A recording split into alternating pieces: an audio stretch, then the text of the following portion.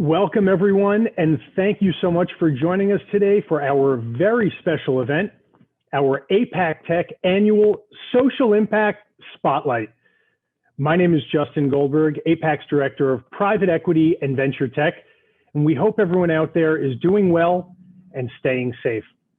And while this has been a challenging year, to say the least, we are so thankful that you're here with us to end 2020 on a bright note and celebrate how some very special Israeli innovations are working miracles every day in an effort to bring light to our world and make it a better place.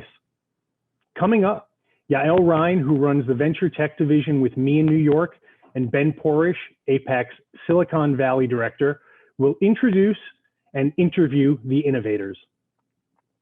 Now let's get right to it and meet our first startup, which is creating life-saving thermal sensing technologies that will help people get to where they're going safely.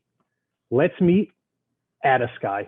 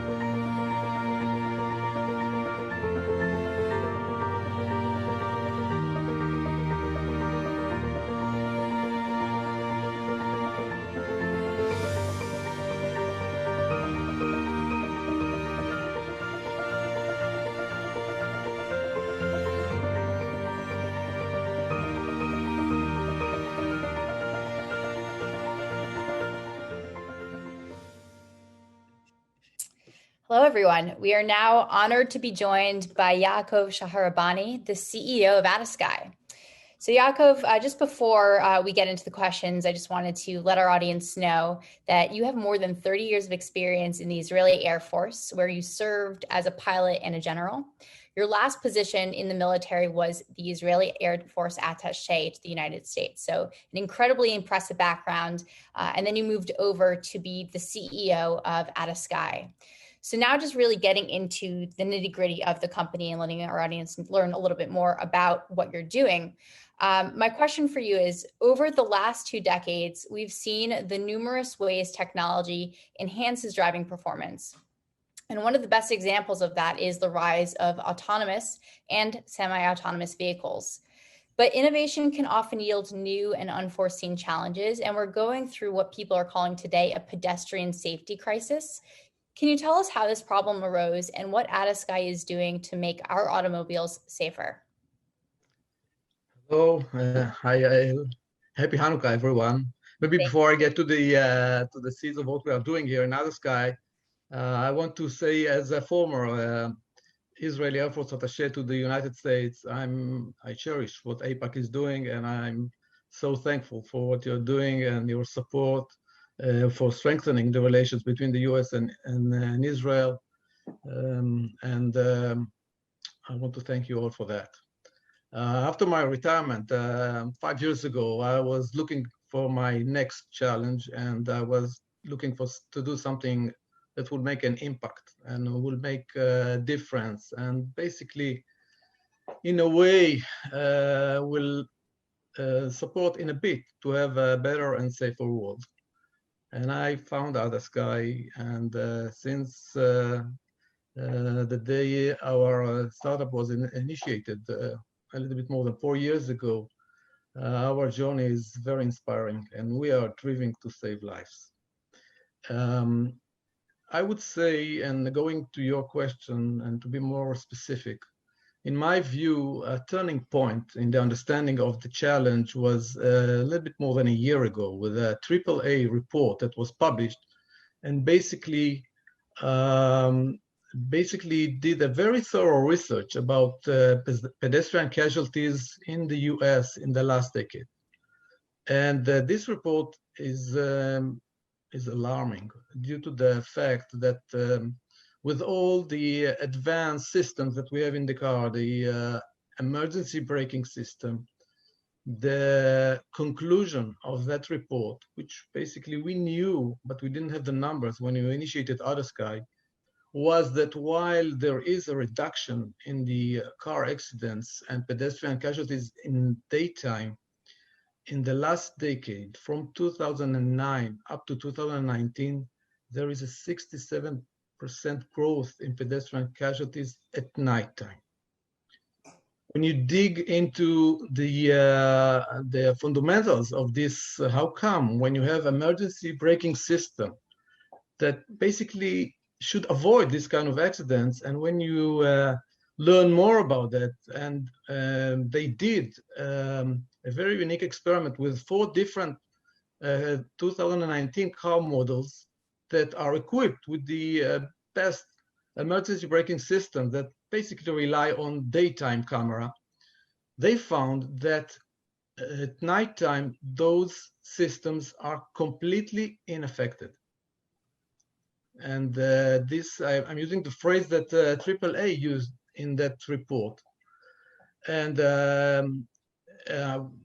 when you understand the physics of the current sensor suite that support emergency braking system, a daytime camera is very effective at daytime, but like the human eye, is lacking a lot of information that you should get at nighttime.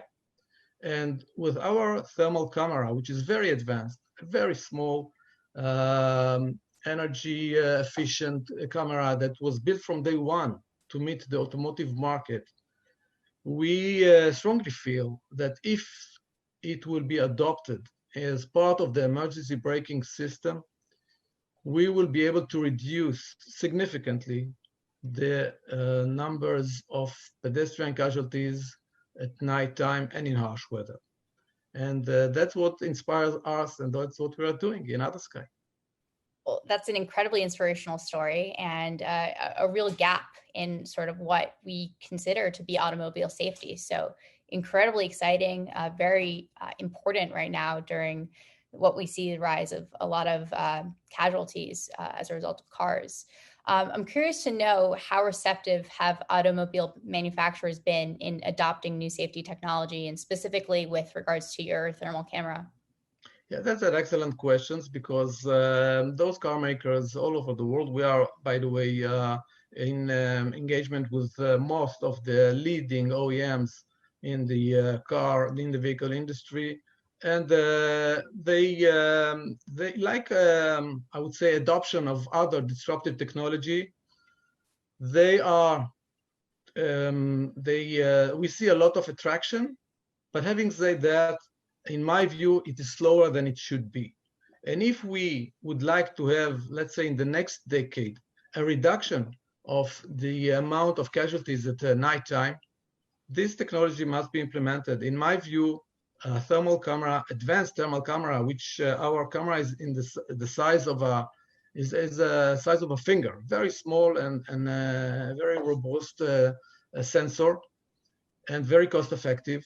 If it will be implemented, in my view, it will make the impact like airbags did in the vehicles and like seatbelts.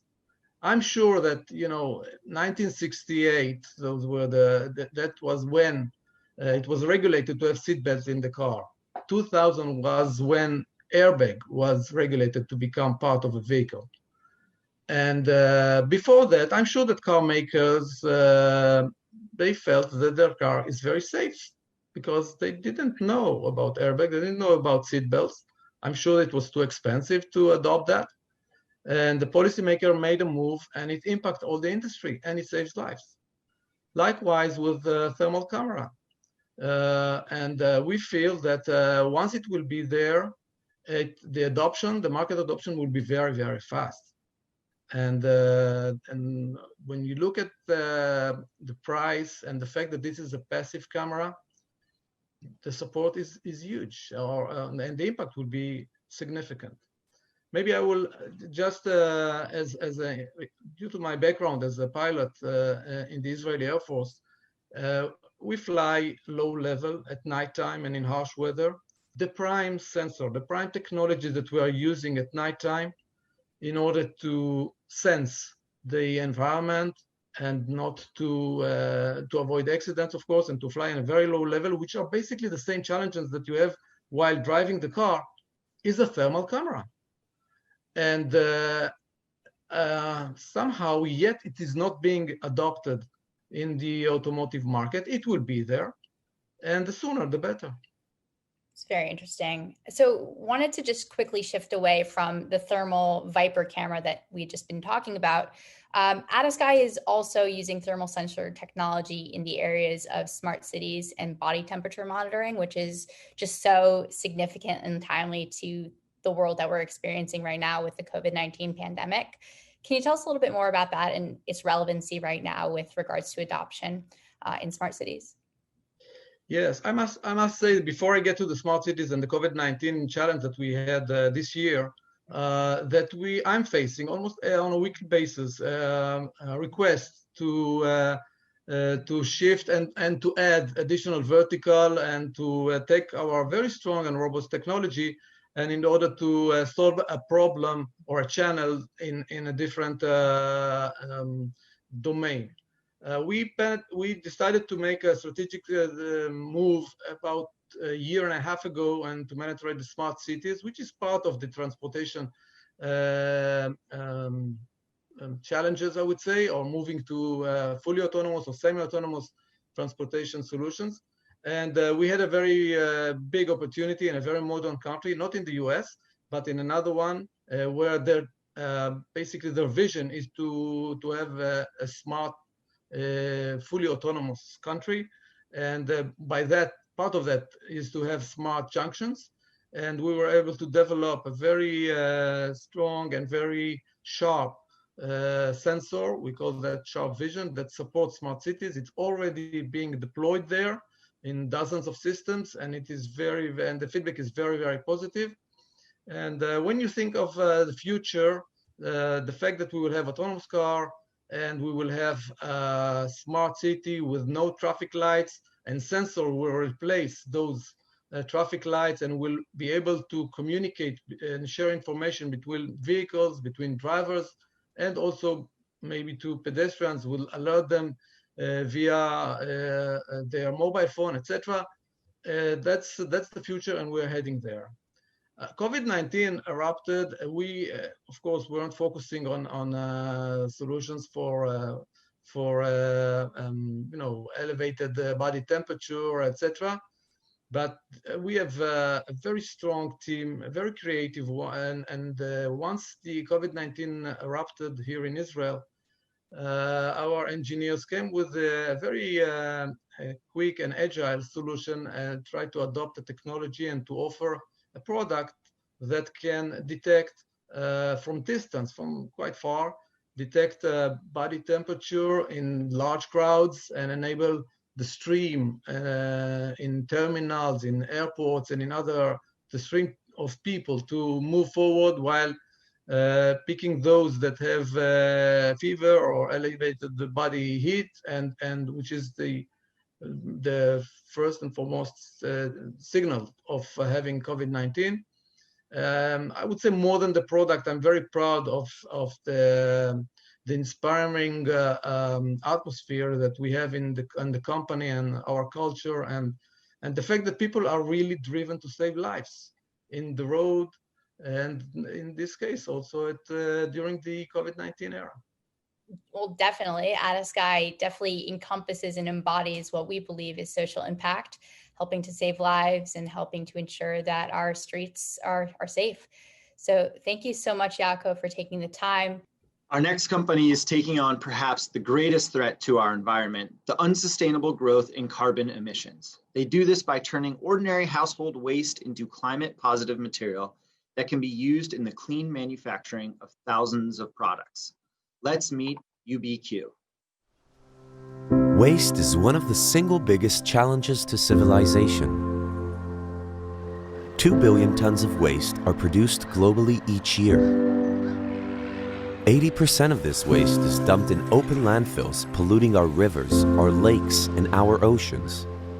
And only 4% out of it will be recycled. The problem is even bigger, as landfills generate 8% of our world total carbon emissions. As population grows and economic conditions improve, the problem grows exponentially. At UBQ, we developed a revolutionary solution to the waste epidemic. We have redefined waste disposal, eliminated waste-related pollution, and unlocked the immense value inside waste. So what is the UBQ solution? What we can tell you is the base of our patents. We take all your household garbage, the organic parts like food residues, garden trimmings, and dirty carton, the unsorted packages and mixed plastics, and instead of dumping it to the landfill, we convert it into a new material.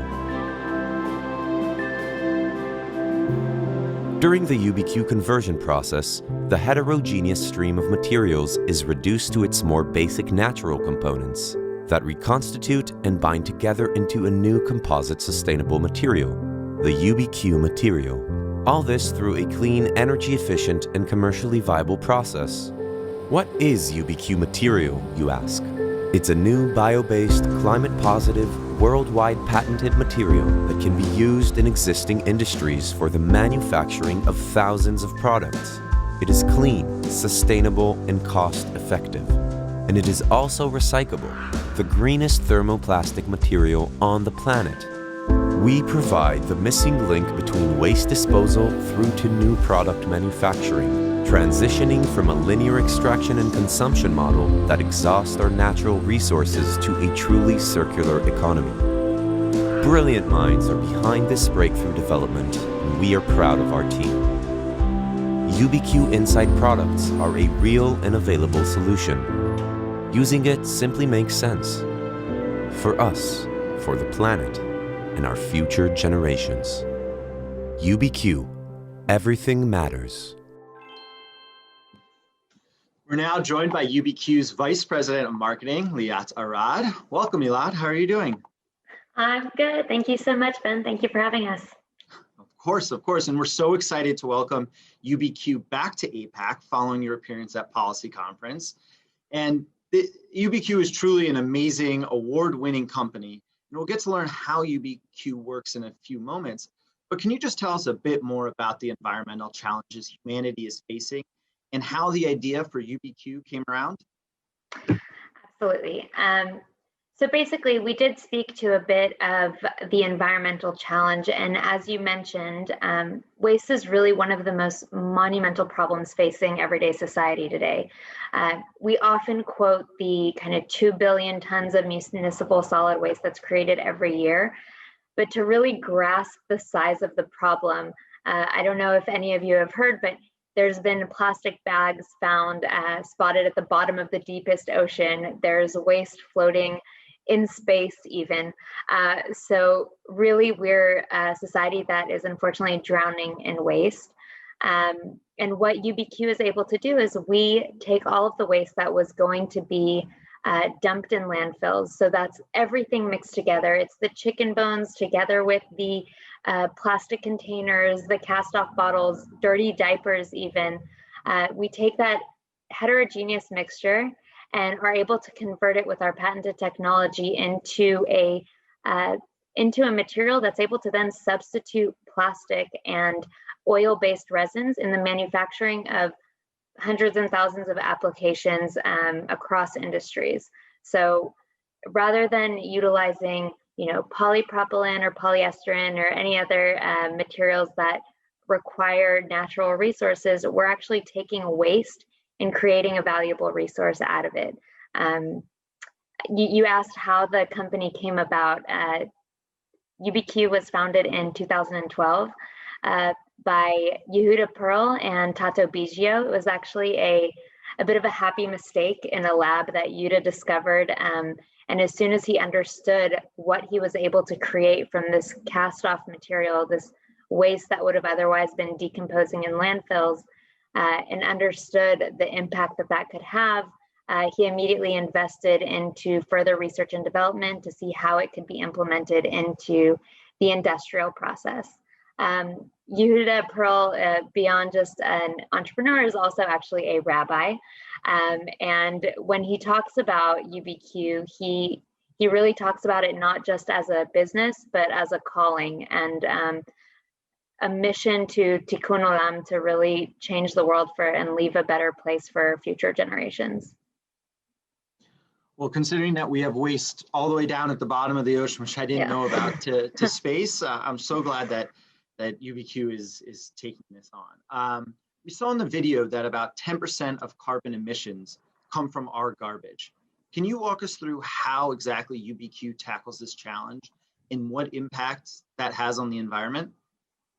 Absolutely. So the first thing, I'll do a mini chemistry lesson. So the reason why our waste, beyond just being an eyesore and of course a danger to animals who ingest it, beyond that, the reason why it's actually causing such a problem for climate change is when all of that waste together, and if you look in your kitchen trash can, I know that I have, actually quite a few dirty diapers, unfortunately, diapers and food left over. About 80% of our household waste is what we would call organic. I know organic sounds like a very kind of innocent word, but when we're talking about waste, it is exactly those leftover chicken, banana peels, dirty diapers, paper, cardboard, all of those things are what we call organic. And when that decomposes in conditions that are not suitable for compost, it decomposes into methane gas. And methane is roughly 86 times more potent than carbon dioxide. So over a 20-year period. So all of that is kind of really creating a lot of problems and in greenhouse gases. And what UBQ does, for every ton of landfill waste that we divert and then turn into our UBQ material, we're essentially preventing 12 tons of CO2 equivalent from polluting the environment. So we're actually providing a solution for manufacturers in the plastics industry to create and manufacture products and do good for the earth and feel good about it without having to take a hit on profitability, because UBQ material is a drop-in material that is essentially one-to-one cost competitive with virgin plastic. Wow, well, I definitely needed that that chemistry lesson. I don't know about anybody else, but I sure do. Of course, we know that carbon emissions are not just an Israeli or an American crisis, but one that requires complete international cooperation. What are some of the ways and some of the partnerships you're establishing right now to combat a crisis of this global scale? It definitely requires all hands on deck. That's the first thing I'll say. But we have a very special relationship with the United States beyond having American investors in the company. Our first product launch in August 2019 was with the Central Virginia Waste Management Authority.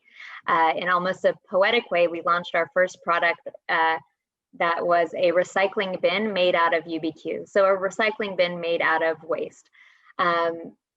Beyond that, we've recently been able to announce partnerships with Daimler, who's the manufacturer of Mercedes-Benz, This was extremely significant in the fact that it changes our society's view of waste can also be luxury. You know, we can utilize waste and make high-end products. We've partnered with Arcos Dorados, the largest franchisee of McDonald's in the world. So they basically run all of the McDonald's branches in Latin America and the Caribbean, and we'll be launching a food tray made with UBQ. Again, a very significant development for us because, again, we're breaking down these stereotypes. UBQ can be made in something that is near food contact. Waste doesn't have to be a yuck factor. And another partnership that we have recently is Minetti. It's the largest manufacturer of garment hangers in the world. So when we think about the fashion industry and the retail industry and how it pollutes, we often look at clothing and textiles. And this is a really important partnership because it helps us all kind of look to the side and see what we call hidden plastics in the supply chain. So there are plastics, of course there are water bottles, of course there are, you know, fast fashion clothing, but there's also all of the hangers, the shipping crates, things that we tend not to look at that have a gigantic impact in the carbon footprint of a company.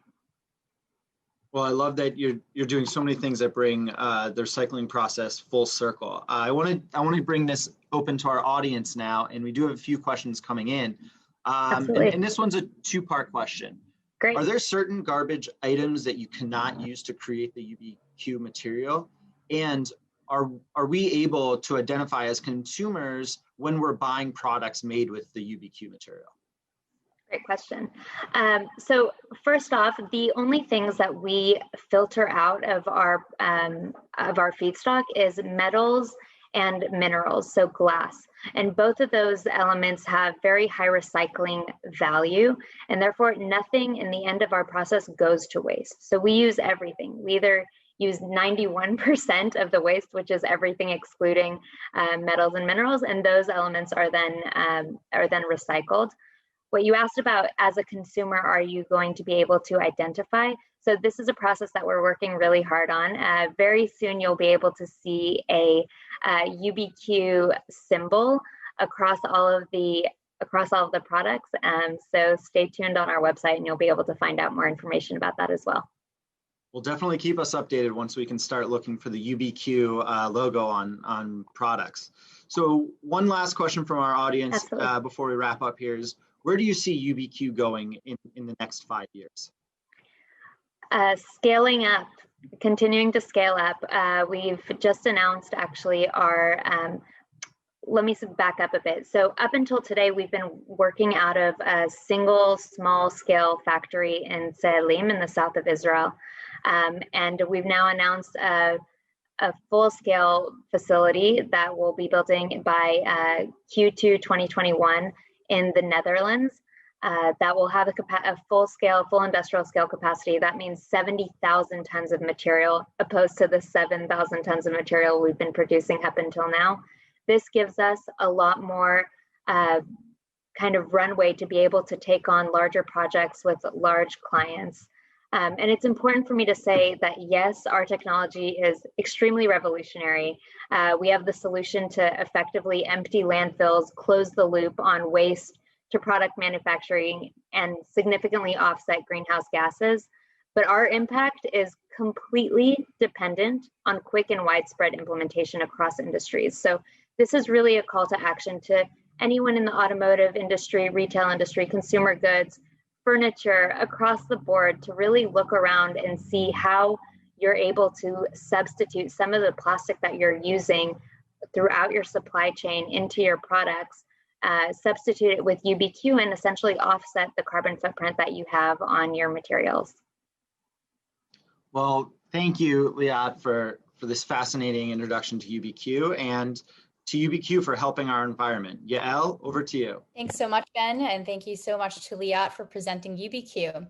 So our next company is transforming the food and beverage industry by developing healthy and tasty protein ingredients for everyday use. Let's meet Amai Proteins. Of all the world's health challenges, sugar overconsumption is the most daunting. It causes heart disease, cancer, and above all, obesity and diabetes, two major risk factors for COVID-19. Sugar manufacturing is also bad for our little blue planet. And yet there's still no healthy way to meet our craving for sweetness. Amai Proteins has developed the first healthy sugar substitute that tastes just like sugar and is fit for the mass food market. With a team of experts, including the former food CTO of SodaStream and 5 PhDs, Dr. Ilan Samish has redesigned sweet proteins found in the jungle by applying agile, integrative, computational protein design and precision fermentation, a sustainable manufacturing process similar to brewing beer. The result is a protein that tastes like sugar, but at a fraction of its cost. Beyond sweeteners, Amai is revolutionizing our food system, expanding to dairy, meat, and veggie proteins, enhancing the quality, health, price, and sustainability. Thousands of people have already enjoyed Amai's tasty sweeteners. Coming soon to a store near you.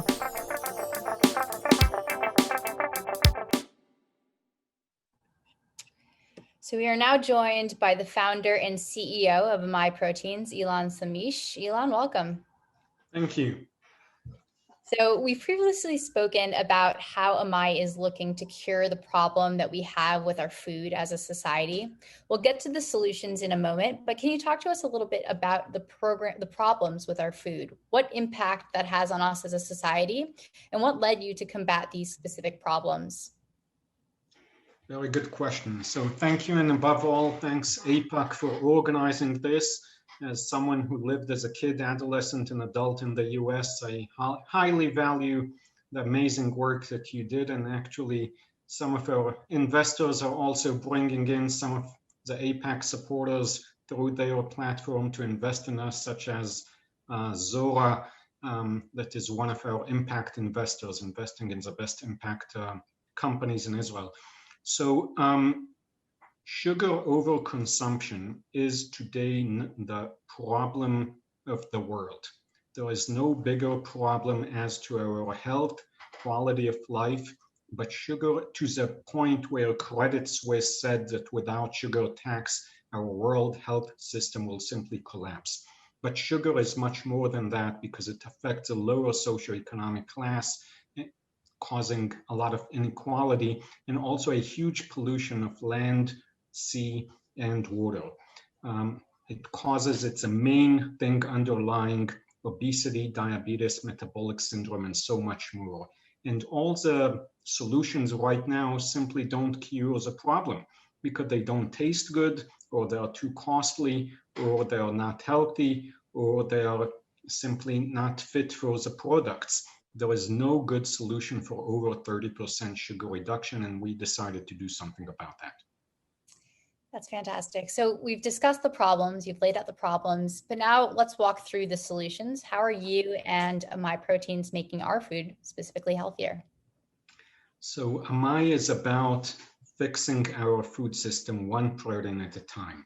And we do so by combining two very innovative technologies. One is computational protein design. And I actually opened Amai after putting out what is today the main book in the field of computational protein design, where we say something very simple. Most of the proteins live in their own little piece of heaven, while food for a protein is a hell of an environment.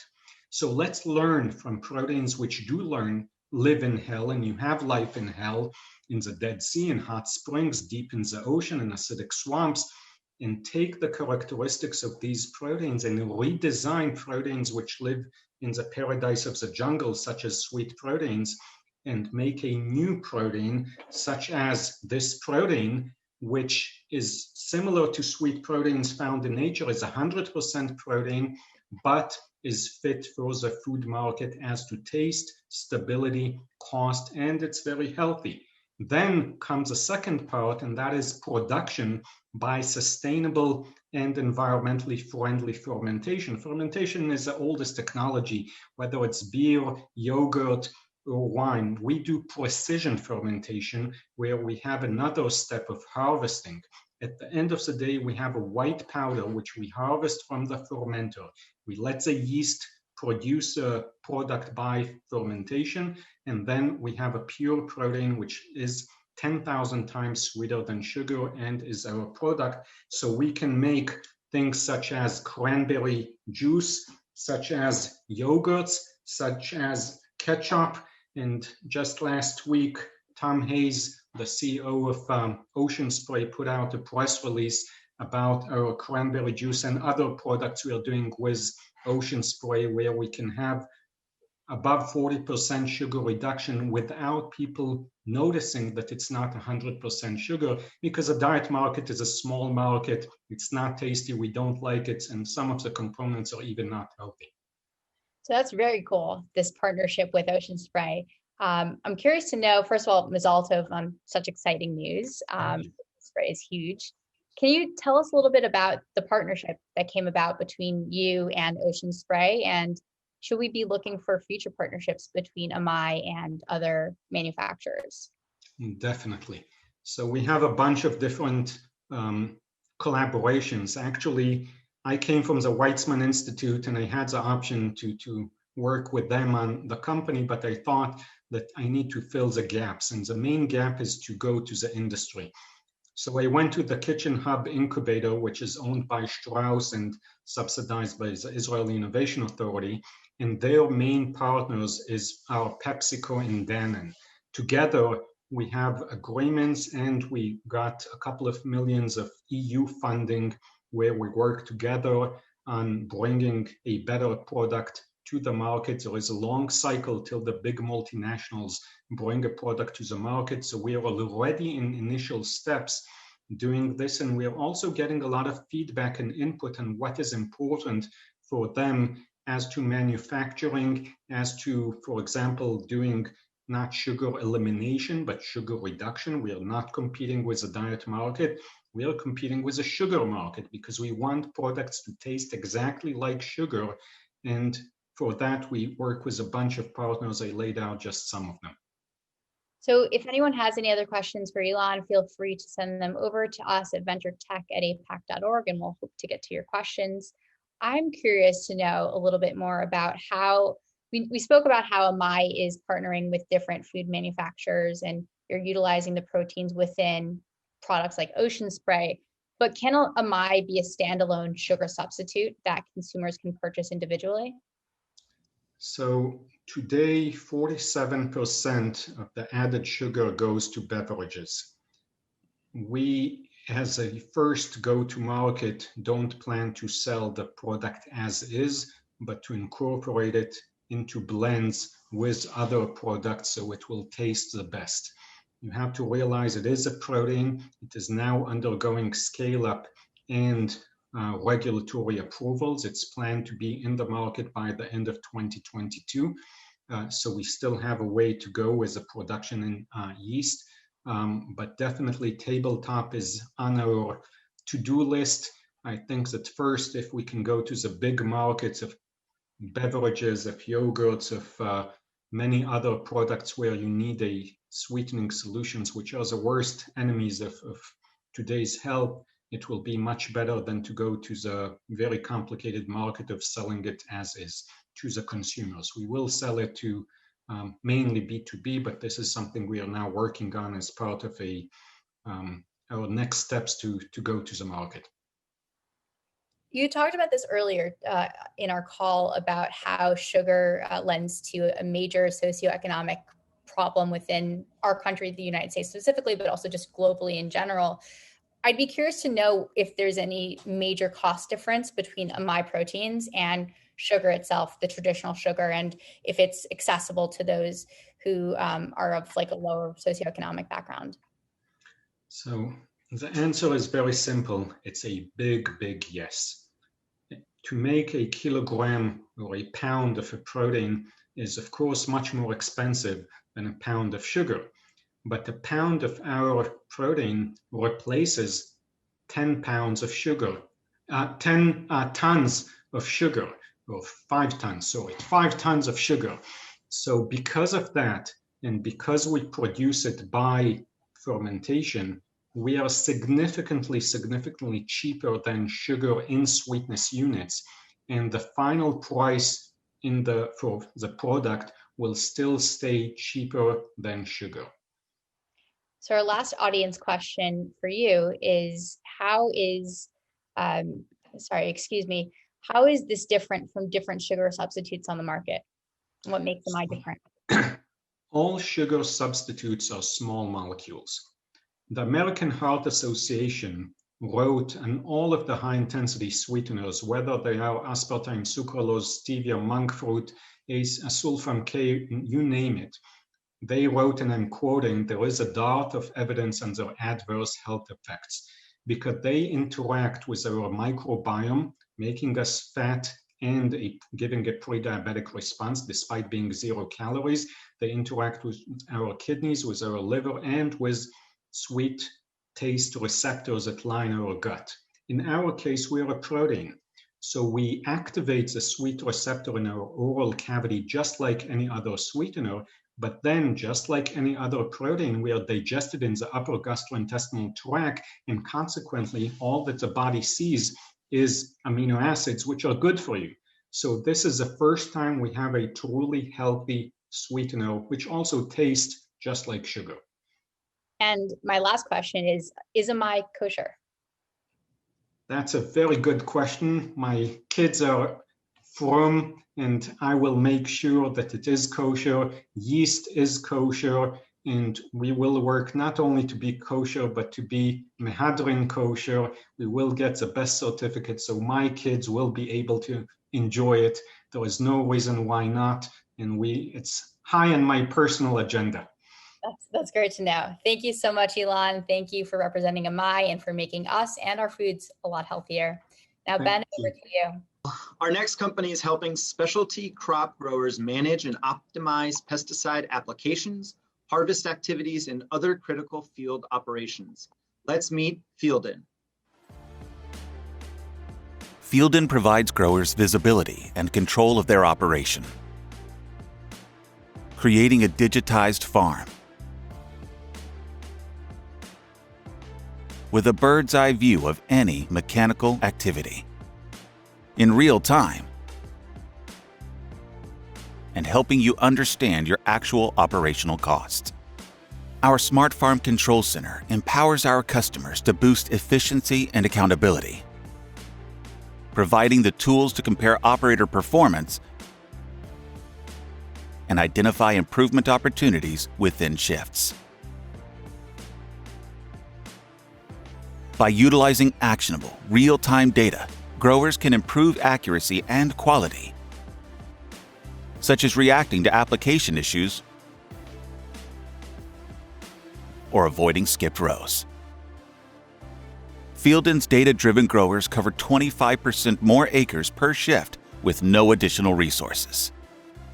Put your farm's data to work and optimize activities across every acre. Learn more at fielden.com. We are now joined by the co-founder and CEO of Fielden, Boaz Bahar. Boaz, welcome. Hi, Ben. Thank you very much for inviting me. Privileged to present here in the AIPAC event. Thank you for that. Of course, we're so happy to have you. So we just saw from your video that Fielden optimizes data for farmers. But I'd like to start out by understanding, why does the old way of farming and crop harvesting need to be disrupted? What wasn't working?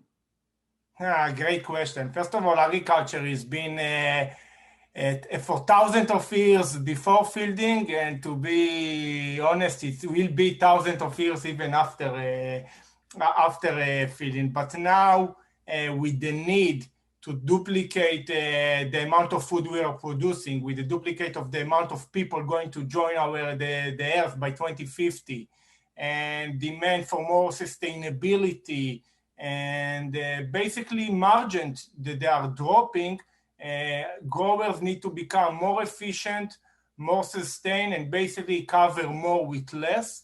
And this is what Fielding and companies like Fielding in the agtech industry are coming to bring. So it's not that the previously didn't work, is that we wanted to work better in more efficient way, more sustained, so we will be able to grow more with less. I can definitely understand wanting to get more with less. And I want to remind everyone that if you do have questions, please email venturetech@aipac.org. So Boaz, can you discuss some of the ways Fielding's technology has increased efficiency for farmers and growers, and what has that done to impact the environment? Yes, of course. So our solution, basically, it's a platform that built from 3 different parts. First of all, we designed a set of dashboards that help the growers and his team to get better decision in real time.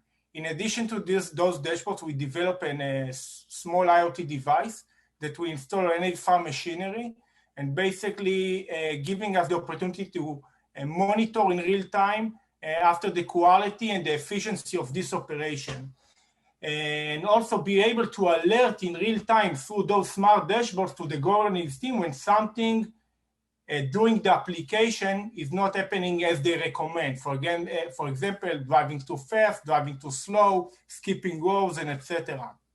The third part of the solution is basically analyzing all the data of recommendation versus execution and understanding what are the best benchmark to grow more with less inputs. So just by providing efficiency or transparency inside the organization, the ability to show in one place all your machine, you'll be able to compare between different operators, between different sites, to understand what are the best practices already saved and bring a lot of value to the growers. And if we are taking it to the sustainable takes or the way we are optimizing it or what we are optimizing, so we can see that growers using Fielding can cover 25% more in an average shift comparing to the way they worked before. And those 25% of saving or additional land given two things. First of all, with this data, the growers can precise everything they do, optimize their field activities, so they use only the amount of inputs the crop requires. So whether we are talking about spraying or fertilizing or fuel for those machinery, all of it, we are helping the growers to optimize and grow with the exact amount of inputs to gain the best yield with the most optimized way. The second thing, and over here I'm talking about the machinery, we are currently now installed already more than 4,000 devices. It means that there are 4,000 tractors. The vast majority of them are in California that sending data in real time. And last year, those machines was covering 10 million acres in California.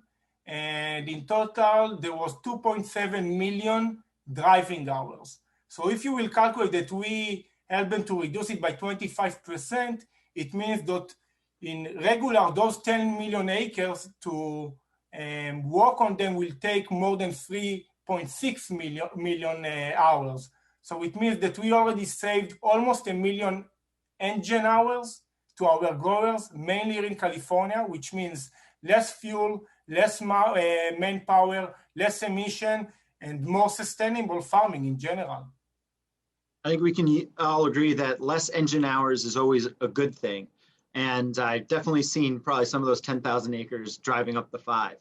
But just last week, we saw the Senate pass the National Defense Authorization Act, which, among many other pro-Israel components, authorizes funding for enhanced agricultural cooperation between the United States and Israel. On that note, we see how Fielding plays a unique and important role in helping farmers and growers right here in the United States. Can you tell us a bit more about how these bilateral ties came about? Yes, thank you. So first of all, I established the company. I got married into agriculture. My wife family are large growers of avocados in Israel, and this is how I got into the agriculture. but my partner Iftach, he was born and raised in agriculture farm. And in addition to that, he holds a bachelor and master degree in planet science. And I'm happy to share that something like, I think, 80% from our platform designed from real experience from farming in Israel. And we started our first steps in 2013. And by 2017, we reached to 50% from the entire Israeli agriculture market. At that point, we started to our first approach, our first steps in California. I relocated here. After it, Iftach relocated to California as well. And basically, we started to adjust our solution to the Californian market. And today, we are fortunate to be working with some of the largest and most efficient growers in the world, not only here in the US, but also in Australia and Israel. And basically, we are using our understanding and knowledge in each one of the sites to build one better solution, mainly here for the US market. Our customers, which are, again, the largest of the world, for example, by the end of 2021, we will going to monitor more than 30% from all the lettuce grow in the US. And we are using a lot from our knowledge back in Israel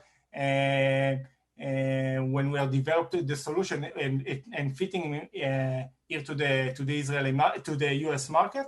The company today is spread between R&D, strong R&D site in Israel, and the majority of the employees sitting here in Central Valley, California, and in the Bay Area in California. So, Boaz, I want to open this up to our audience, and we have a few questions coming in. And the first one here is, do you develop hardware as well? And what are some of the U.S. farming equipment companies that Field In works with? Perfect. So we are a SaaS company. Our platform is we are selling services. We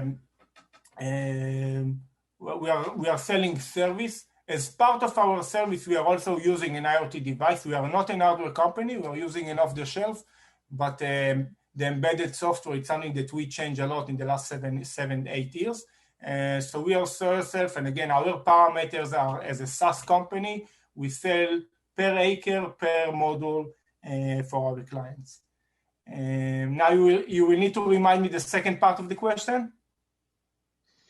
The second part of the question is, what are some of the U.S. farming equipment companies that Field In works with?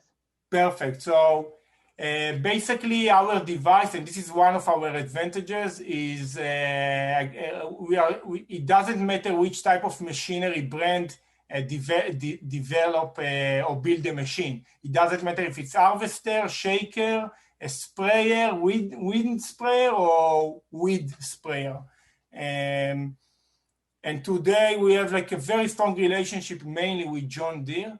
We was chosen in one of the most promising startups to work with last year, and we have like a very strong relationship with them. But again, we are working with the most and the biggest machinery company in the world. And I can also share that the first autonomous sprayer in high-value crops, which is our focus, is also a company that's working with fielding, and we can present those type of data as well on our platform. So we have one more question here from the audience, and it's why the focus on California? Is Field In looking to expand into other states? So as you know, California is the food basket of the US. California, we are dealing with high-value crops, which mean the fruit and vegetables that we are buying in the supermarket, almonds, pistachio, citrus, grapes, vegetables. And California is the mecca of agriculture. This is where we start. We believe that any company that if you want to build a real sustainable big business, you need to start and you need to perform in California. This is where the best growers of the world are growing. And basically we are growing as an approach with our clients. So some of our clients took us to Australia, some other to Florida, some other to New Mexico, Washington state, and other countries that we are growing, but our main hub, it's California, and it will stay for the near future. Well, I definitely like that it's California, being a Californian myself. So Boaz, thank you, and thank you to Fielden for all that you have done to help optimize the way our crops are grown. I want to thank all of our featured Israeli startups for their contributions. You are all making a real impact on people's lives around the world. As proud supporters of the U.S.-Israel relationship, we salute you and thank you for all that you are doing.